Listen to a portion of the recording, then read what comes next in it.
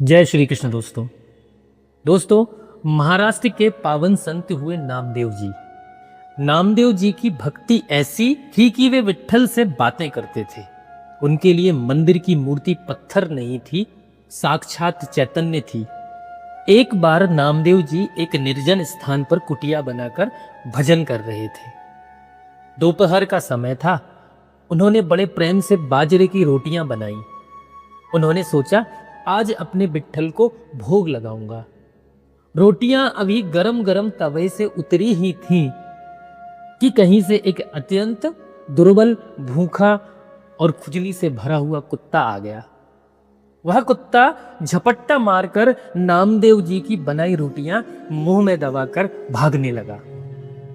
आम आदमी होता तो क्या करता? डंडा उठाता, पत्थर मारता और कहता, पापी कुत्ते मेरी मेहनत खराब कर दी। लेकिन नामदेव जी वे तो दया के पुतले थे। उन्होंने क्या देखा? उन्हें उस कुत्ते के भीतर भी अपने सावरे विट्ठल की छवि दिखाई दी। नामदेव जी घी की कटोरी लेकर उस कुत्ते के पीछे नंगे पांव भागने लगे। वे जोर जोर से रोते हुए चिल्ला रहे थे, अरे ओ मेरे स्वामी, ओ मेरे विट्ठल, रुकिए तो सही, रोटी सूखी है, आपके कोमल गले में अटक जाएंगी। प्रभु इसमें थोड़ा घी लगा लेने दो। मुझसे ऐसी क्या खता हुई कि आप रूखी सूखी लेकर भाग रहे हैं? सोचिए क्या दृश्य होगा। एक आदमी घी की कटोरी लिए कुत्ते के पीछे भाग रहा है और उसे भगवान कहकर पुकार रहा है। लोगों ने देखा होगा तो कहा होगा नामदेव पागल हो गया है। हाँ, नामदेव पागल ही थे, पर दया के नशे में। जैसे ही नामदेव जी उस कुत्ते के पास पहुंचे, वह कुत्ता अंतर ध्यान हो गया और वहां साक्षात चतुर्भुज नारायण, शंख चक्र गदा पद्मधारी विष्णु प्रकट हो गए। भगवान की आंखों में आंसू थे। प्रभु ने कहा, नामदेव आज तेरी दया ने मुझे जीत लिया। तूने खाल चमड़ी नहीं देखी, तूने भीतर बैठा मेरा स्वभाव देख लिया। दोस्तों, जब तक आपको केवल इंसान के दुख दिखते हैं, तब तक आपकी दया सीमित है। जिस दिन आपको कुत्ते, बिल्ली, चींटी और यहां तक कि पौधों के दुख में भी ईश्वरीय पीड़ा दिखने लगे, उस दिन समझिए कि आप कृष्ण के निकट पहुंच गए हैं।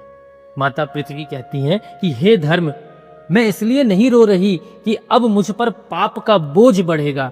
मैं इसलिए रो रही हूं क्योंकि जिस दया के सागर के स्पर्श से मैं धन्य होती थी, वे अब यहां नहीं है। जब तक कृष्ण यहां थे, तब तक दया एक शब्द नहीं था, एक जीवित एहसास था। उनके जाते ही मनुष्य का हृदय पत्थर हो गया है। अब यहां केवल स्वार्थ बचेगा, दया का तो केवल ढोंग होगा। दोस्तों, हम जिसे दया कहते हैं वह अक्सर क्या होती है? हम सड़क पर किसी भिखारी को देखते हैं, जेब से एक सिक्का निकालकर उसकी ओर उछाल देते हैं और मन में सोचते हैं, आहा मैं कितना दयालु हूं। अध्यात्म कहता है यह दया नहीं, यह तो तुम्हारा अहंकार प्रदर्शन है। तुमने उस गरीब को सिक्का नहीं दिया, तुमने अपने अहंकार को संतुष्टि दी है। सच्ची दया तो वह है जहां मैं मर जाए और केवल वह बचे। दया का तो सच्चा अर्थ है पर दुख का तरता, यानी दूसरे का कांटा जब आपके पैर में चुभने लगे तो समझना कि हृदय में दया का प्राकट्य हुआ है। अगर दूसरे का दुख देखकर आप मजे से चैन की नींद सो रहे हैं तो समझ लीजिए कि आपके हृदय में अभी कलयुग का अशौच बैठा हुआ है। भगवान कृष्ण को अकारण करुणा वरुणालय क्यों कहा गया? क्योंकि वे बिना किसी प्रार्थना के भी अपनी दया वर्षा देते हैं। और दोस्तों, संत कबीरदास जी कहते हैं कि दया कौन पर कीजिए, कासो निर्दय होए, साईं के सब जीव हैं, कीड़ी कुंजर दोए। कबीरदास जी पूछते हैं, तुम दया किस पर करोगे और निर्दयी किस पर होगे? सब तो उसी साईं के हैं। हाथी भी वही है और चींटी भी वही है। अगर तुम एक जीव को मारते हो और दूसरे को पूजते हो तो तुम्हारी पूजा झूठ है।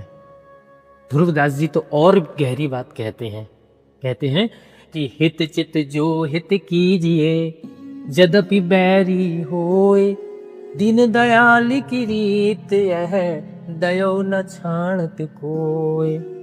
यानी अगर कोई तुम्हारा दुश्मन भी है लेकिन वह संकट में है तो उस पर दया करना ही वैष्णव धर्म है। भगवान कृष्ण ने क्या किया? उन्होंने पूतना पर भी दया की। वह तो जहर पिलाने आई थी लेकिन दयालु प्रभु ने उसे मां की गति दे दी। यह है भगवान का गुण, दया। दोस्तों, दया का असली मतलब है स्वार्थ का विसर्जन। आज के लोग कहते हैं हमें अपनी लाइफ जीनी है, हमें दूसरों से क्या लेना देना। यह विचारधारा ही अपवित्रता है। माता पृथ्वी कहती है कि भगवान दानी है। क्यों दानी है? क्योंकि वे अपने आप को दे देते हैं। दयालु व्यक्ति कभी हिसाब किताब नहीं करता।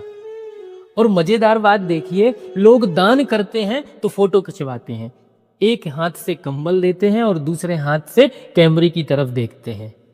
यह दया नहीं है, यह तो कंबल के बदले प्रसिद्धि का व्यापार है। दया तो वह है जहां दाएं हाथ को पता न चले कि बाएं हाथ ने क्या दिया। दोस्तों, यहां प्रश्न उठता है कि हमारा दिल तो कठोर है, हम दयालु कैसे बने? माता पृथ्वी इसका रामबाण इलाज बताती हैं। कहती हैं कि भगवान का नाम जपना जैसे आग के पास बैठने से ठुठरन दूर हो जाती है, वैसे ही कृष्ण नाम की अग्नि के पास बैठने से हृदय का पत्थर पिघलने लगता है।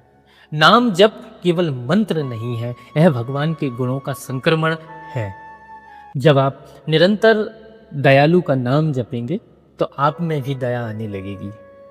नाम जपते जपते एक ऐसी स्थिति आती है जब आपकी आंखों में करुणा के बादल घिर आते हैं।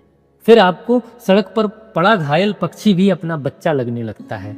आपको दूसरों के आंसू पहुंचने में वही आनंद आता है जो मंदिर में आरती उतारने में आता है। संत कहते हैं कि साधु दयालु होइए ज्यों तरुवर की छाए, पत्थर मारे जो से फल दे उसके हाथ। दोस्तों, पृथ्वी माता का विलाप आज के अस्पतालों, अनाथालय और कत्ल खानों को देखकर बढ़ जाता है। आज मनुष्य ने प्रकृति पर से अपनी दया हटा ली है। हम पहाड़ों को काट रहे हैं, नदियों को गंदा कर रहे हैं, बेजुबानों को मार रहे हैं। याद रखिए, यदि पृथ्वी पर से दया पूरी तरह लुप्त हो गई तो परमात्मा का सिंहासन डोलने लगेगा। और जब दया निधि को क्रोध आता है तो वे महाकाल बन जाते हैं। इसलिए यदि आप चाहते हैं कि आपके घर में सुख शांति रहे तो सबसे पहले अपने हृदय में दया को जगाइए। नामदेव जी की उस घी की कटोरी को याद रखिए। वह घी केवल रोटी के लिए नहीं था, वह नामदेव जी के प्रेम का चिकनापन था। रूखा सूखा धर्म किसी काम का नहीं। धर्म में जब तक दया का घी ना लगे तब तक वह प्रभु को नहीं भाता। आज से एक संकल्प लें, कम से कम दिन में एक बार किसी ऐसे जीव की सेवा करें जिससे आपको वापस कुछ मिलने की उम्मीद ना हो। चाहे वह किसी भूखे कुत्ते को रोटी देना हो या किसी रोते हुए बच्चे को हंसाना हो। यही असली भगवान की पूजा है। दोस्तों, आज इस कथा से ये 5 सूत्र अपने साथ लेके जाएं। पहला, आप जब घर की दहरी लांघें तो अपने साथ दया का एक दीप जलाकर ले जाएं। अपने शब्दों से किसी के घाव पर मरहम बनिएगा। और दूसरा, याद रहे, जिस दिन आपके हृदय में दूसरे के लिए दर्द होगा उसी दिन आपके भीतर साक्षात विट्ठल का प्राकट्य होगा। और तीसरा, नाम जब वह सीढ़ी है जो आपको पत्थर से परमात्मा बना देती है। श्वास श्वास में नाम को प्रो लीजिए। और चौथा है, परोपकार ही असली जप है। जो हाथ दूसरों के आंसू पहुंचते हैं वे प्रभु के अपने हाथ बन जाते हैं। और पांचवा है कि पृथ्वी माता की पुकार सुनिए, स्वार्थ की बेड़ियां तोड़िए और दया का आकाश बन जाइए, ताकि कृष्ण पुनः आपके हृदय में अपनी रासलीला रचा सकें। दोस्तों, भगवान के श्री चरणों में आज की इस कथा को समर्पित करते हुए यही विश्राम देते हैं। भगवान के गुण हम सुनते रहेंगे और भगवान की कथा निरंतर जारी रहेगी। जय श्री कृष्ण।